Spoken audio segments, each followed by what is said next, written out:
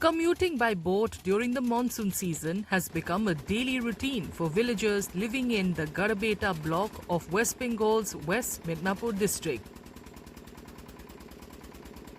With the Shilabati river swelling due to heavy rainfall, the surrounding areas are frequently flooded, leaving residents living along the riverbank with no choice but to rely on boats to cross over for their daily work.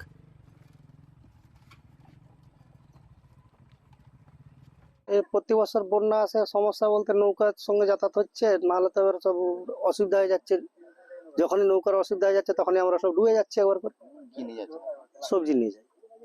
পেশায় কি করে? পেশায় সবজি ব্যবসায়ী আমার। সমস্যা প্রচুর, মানে এই নদীর সেপাশে আমাদের স্কুল আছে, এখানে ধরুন মানে সকাল করে মানে ছাত্রছাত্রীদেরকে বেড়াতে হবে, না হলে যেতে পারছে না। প্রায় 2000 ছাত্রছাত্রী এই নৌকো পেরিয়ে যায়।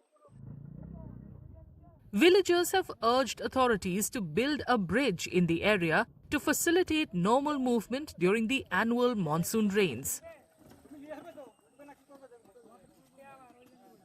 আমরা চাইছি সরকারের কাছে, আমাদের মাননীয় মুখ্যমন্ত্রী মমতাদির কাছে, যাতে অবিলম্বে এই দ্রুত কংক্রিটের ব্রিজটা তৈরি করে। এতে আমরা এলাকাবাসী খুব খুশি থাকবো। 4টা গ্রামের লোক প্রতিনিয়ত 8 মাস যাবত নৌকার উপরে ডিপেন্ড করে চলছে, তাতে মানুষের দুর্ভোগের শেষ নাই।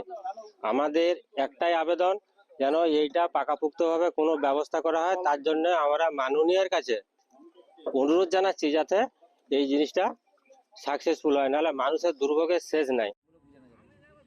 Villagers say that their settlements cut off every monsoon season is a yearly occurrence.